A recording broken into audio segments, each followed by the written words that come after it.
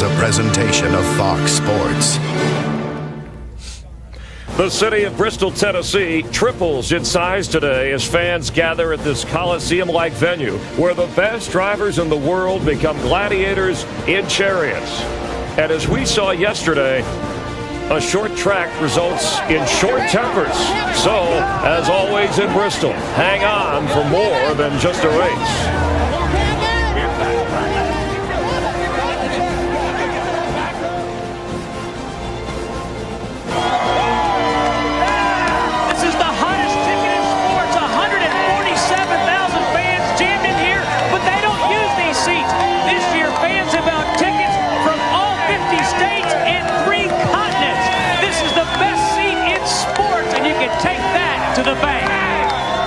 Bristol's 36-degree bank, steepest in NASCAR. Here we go!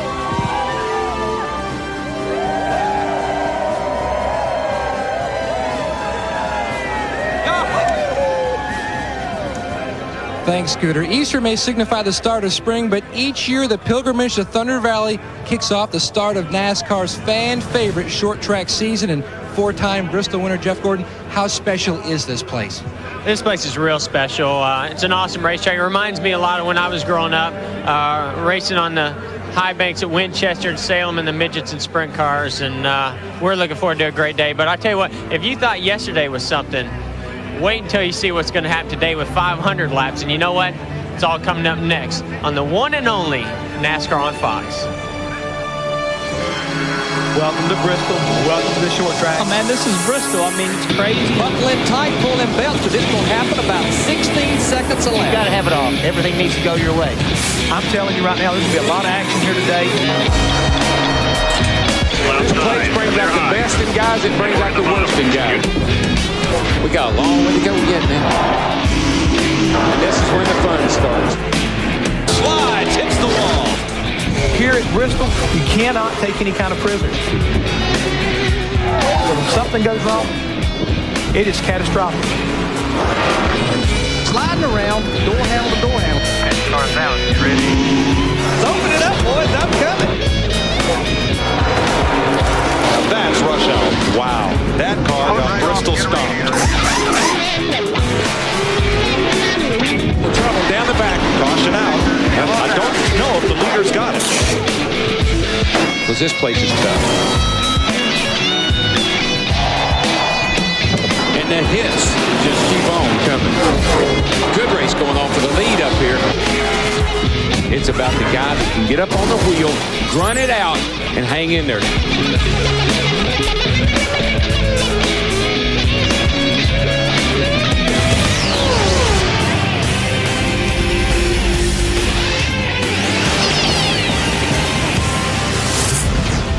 Welcome to the Singular Pre-Race Show, brought to you by Singular, the wireless company that supports self-expression nationwide. Racing fans have come here to see if Sterling Marlin can continue the best start of his career. Also, how will Tony Stewart overcome the pain in his back from last week's jarring wreck? And if it's too much, Todd Bodine is already on standby. We're located in the northeast part of the Volunteer State.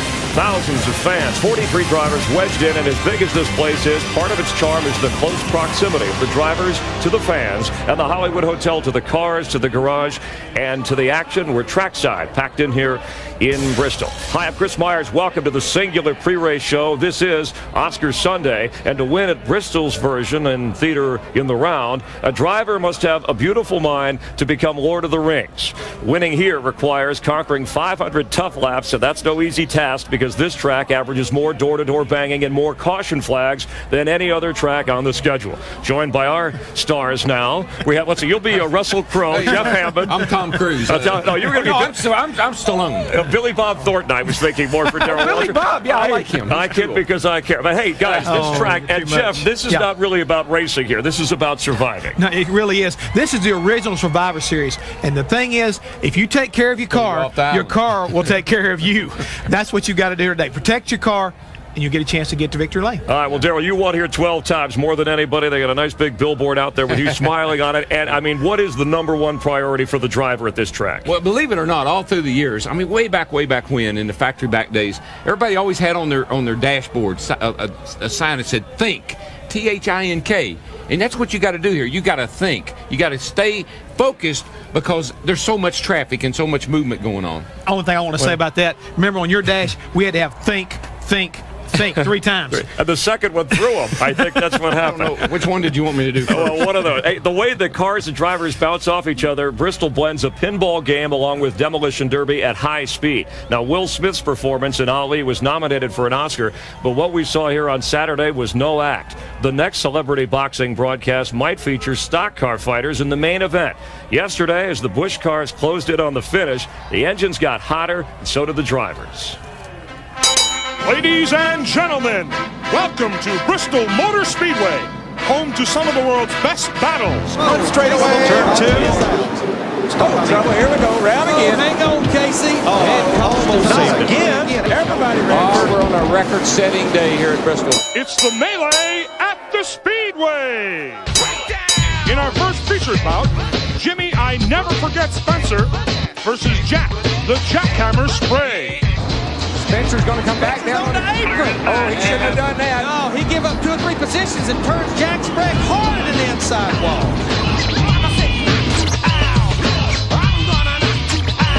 Now Sprague, after that wreck, is out of his car, and he is running toward Jimmy Spencer's car. And our main event, a rematch between Kevin Not So Happy Harvick and Greg the Bruiser Biffle. Here we go. Bam. Oh, hard to the wall. Kevin Harvick has just destroyed the front of that car. He got a little nudge. He got a little nudge from behind, and it just lost control of the car, and it turned dead right into the fence. Kevin Harvick standing atop the 2019's War Wagon, glaring at Greg Biffle as Biffle goes by. There is no way I'm leaving this racetrack without telling somebody that just intentionally put me into the fence and tried to knock me out of the way how I feel. You gotta keep them separated. He just got loose up off, and he had to check out of the throttle. He knows he did, and I bumped him a little bit. Biffle's an idiot. That's pretty much enough. That's all you got to say. Looked like an episode of Jerry Springer there for a moment. I spoke with NASCAR President Mike Helton after he met with Harvick and car owner Richard Childress. Now, Helton told me that NASCAR will hand out its punishment this week for what he calls actions detrimental to the sport. It could range anywhere from a fine to Harvick being suspended from driving in either a Busch or a Winston Cup race car, or both of those. So, gentlemen, let me put it to you, Jeff. What is the appropriate punishment for Kevin Harvick? I give him an attaboy for 2 things. Number one, for clearing that deck lid like he did, not getting hung up. But for the thing is, he had some passion. He cared about what happened to him, and he wanted to make sure he got his point across, and I believe he made his point. All right, but Darrell, come on. You can't go jumping over a guy's car. Look, this is not a laughing matter, so quit laughing. This is serious stuff. This is serious stuff. We got to discipline the children. Now, you know, you can't have them on pit road fighting all the time. So somebody's got to step in and say, look, you can't do that anymore. So it's probably going to be one of these. You hit me one more time. Don't do that again. So he'll do that again because you're just there's too many people buying tickets to these races. You got to quit doing that. All right, so let's bring in Larry McReynolds, former crew chief from the broadcast booth. Larry, back, no punches were actually thrown. Obviously, there was real passion here. What do you think? A fine? Is that about the punishment? Well, I'm sure that's what it's going to end up being. But, hey, it's the nature of the beast. You've got a half-mile racetrack. You got 43 cars out there.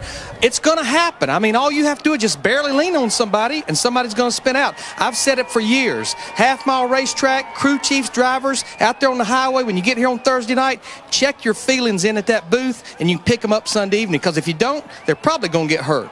All right, well, it's great to see that, Pat. We loved it. We had a great time up here. Yeah, well, the race wasn't very good, but the fight was great. and by the way, Jeff Green won that for the first time here at Bristol at 18 tries. Greg Biffle, by the way, not entered in today's race, but Kevin Harvick is in the race, likely to get bumped by somebody. So we might be seeing even more fireworks in some form today. Steve Burns is standing by with Kevin Harvick. Steve? Well, Chris, we're doing the parade lap, and the fans like what happened yesterday. Kevin, 24 hours later, any regrets on what happened after the race? Well, we think we got a good car today, and we're just happy to be at Bristol and looking forward to having a good time. So no comment on yesterday. Tell us about the electricity here. How do you feel? Well, I mean, Bristol is, there's nothing like this. I mean, the fans are right on top of you. It's a half-mile bull ring, and you don't have to worry about fenders or brings out a lot of things and a lot of people. That's the reason why these grandstands are full. All right, good luck today, Kevin. Had a little bit of an altercation yesterday. Meanwhile, Tony Stewart had an altercation of his own last week in Darlington with the Lady in Black. I tried so hard and got so far, but in the end, it doesn't even matter.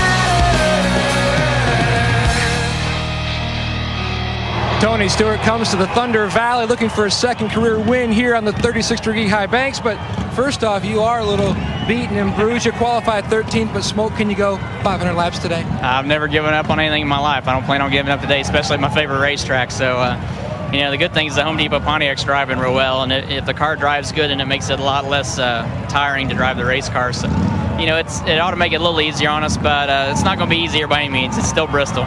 First short track race of the year. Is it harder for drivers here to control their emotions and let their emotions override their brain? I don't know. I'm not sure anybody's ever accused race drivers of being the most logical people in the world, but you know, this place is just it's a hard track. I mean, you run really fast around here in a short amount of time, and you're running real close to each other. So and you just gotta be patient. You gotta use common sense, and you know, that's common sense in race drivers. You don't normally hear that together either. But the biggest thing we've been so proud, and I'm honored today. I've been a little nervous today to be interviewed by you, to be honest, because I got my paper this week, and then you know, you're on there. Even my crew chief, Greg Zepadelli, he's on the bottom line down there. It just shows how big you really are. And if I had as pretty a teeth and as good a hair as you had, I mean, this driving thing would be a piece of cake, but it's all I can do to do my job today. All right, I'm sorry that I left my Ballad of Tony Stewart CD back in my Explorer. I'll bring it to Texas. Thanks, Tony. Right. Chris, back to you.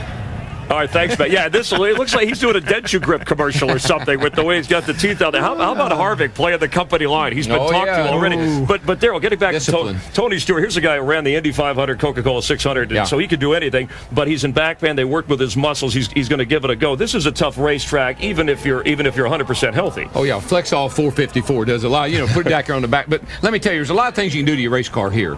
You can what they call Bristolize it. I like that term. Okay. You go in the car. You can pad up the seats. You can do all kind of stuff to your seat. The other thing is the steering wheel location. You get that steering wheel in and out. But let me tell you something that a lot of the drivers are doing. They're going in the evenings here in the care center, getting fluids put in them because they know it's going to be a hard race. Oxygen.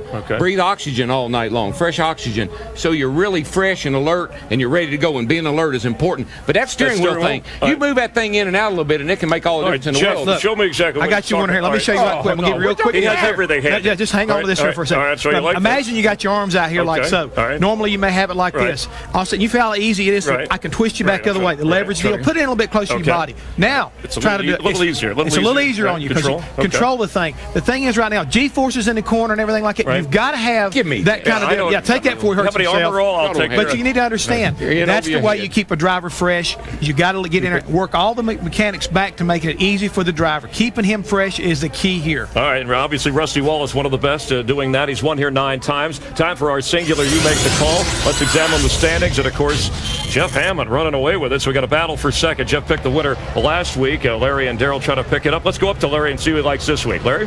Well, DW, we got to do something. You and I got to work together and catch Hammond. I'm going with a man that has never won anywhere but Daytona and Talladega, qualified 4th. The man that never forgets, Jimmy Spencer. All right, Jeff. I hope he forgets today, Larry. I'm going to go with a guy who knows how to win here at Bristol, Rusty Wallace. Get you some of that, big guy. I'm starting on the pole, and I'm going to catch you, old buddy. I'm points racing. I'm going with Jeff Gordon. All right. Okay. Gentlemen, Singular will donate $25,000 to the charity of your choice, whoever ends up the winner at the end of the season. DW, you got to get up to the broadcast booth. Good luck through this great crowd. Got to go now. All right.